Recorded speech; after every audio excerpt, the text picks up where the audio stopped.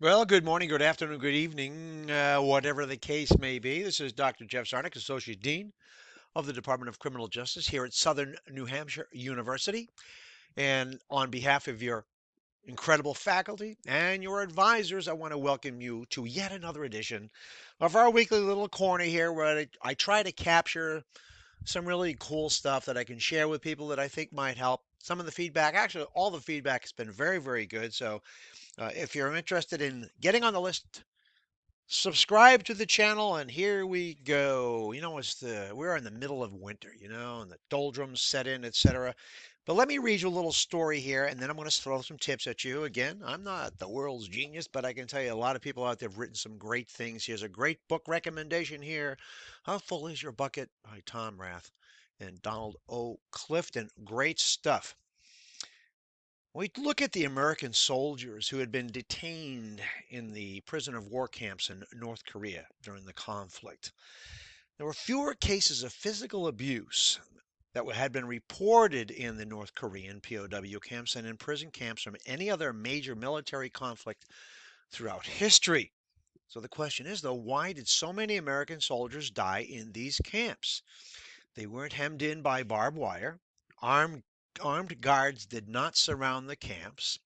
No soldier ever tried to escape. Furthermore, these men regularly broke rank and turned against each other, sometimes forming close relationships with their North Korean captors. So when the survivors were released to a Red Cross group in Japan, they were given the chance to phone loved ones to let them know they were alive, but very few bothered to make the call. Upon returning home, the soldiers maintained no friendships or relationships with each other. Mayer described each man as being in a mental solitary confinement cell without any steel or concrete. Doctor discovered a new disease in the POW camps, a disease of extreme hopelessness. It was not uncommon for a soldier to wander into his hut and look despairingly about, deciding there was no use in trying to participate in his own survival. They would go into a corner alone, sit down, pull a blanket over their head, and in a day or so, they would pass away. The soldiers actually called it give upitis. The doctors labeled it marasmus, meaning, in Meyer's words, a lack of resistance, a passivity. They weren't slapped, beaten, or anything. So, what was going on? And do you see any parallels to today, right? In the context we live in, with all the things we have to deal with, all those stressors, being alone, maybe being locked in, etc. But we can overcome that by being and working towards building our own personal business of positivity. Easier said than done. I know that. Okay. But some very astute, very brilliant people out there have written some great things that if you grab onto these things, it can feed and fuel the fire that you need inside you to grow, to resist, to see things in a positive light. Because every day in your life, in our life, something goes right. But unfortunately, we see a lot of times it's overshadowed by that, and that affects our learning, doesn't it? It affects our drive to get back into the class and submit that assignment when things may seem a little bleak or dark. No question about it. No matter what situation we are in, there is something about it that we can make better.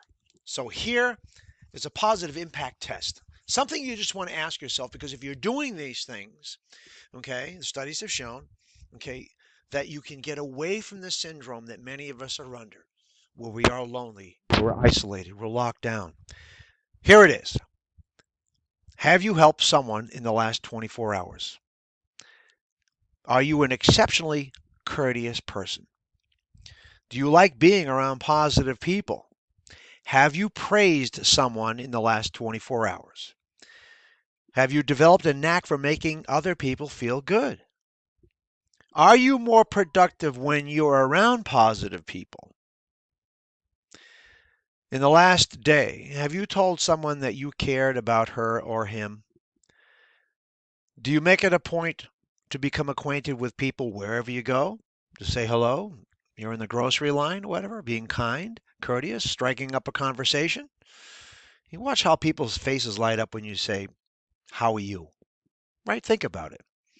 And you think about that for the criminal justice profession. Isn't it better to be positive in spite of the negativity? Whenever you receive recognition, does it make you want to give recognition to someone else? In this last week, have you listened to someone talk through his or her goals and ambitions? Do you make unhappy people laugh? Do you make it a point to call each of your friends or associates by the name she or he likes to be called? Think about that effect, that impact. Very critical. When I'm responding to an email, I always look to see how they sign their name. So if their name was, they prefer to be called Ken, as an example, that's how I address them when I respond. Hey, Ken, how's it going? You notice what your friends, colleagues, or otherwise do at a level of excellence, and you always smile at the people you meet. It takes more muscles to frown in the face than it does to smile. Think about it. Lastly, you feel good about giving praise whenever you see good behavior. So, just some little tidbits that you want today to try to consistently do what we can to reframe our thinking when it feels like things are just so negative. You can't get out of bed. You can't get your work done. Okay. You are the business of you. You build yourself. You want to be that shining light that you know you are. Again, this is Dr. Jeff Zarnik ringing in Dr. C's Corner. Thanks for tuning in. Thanks for looking.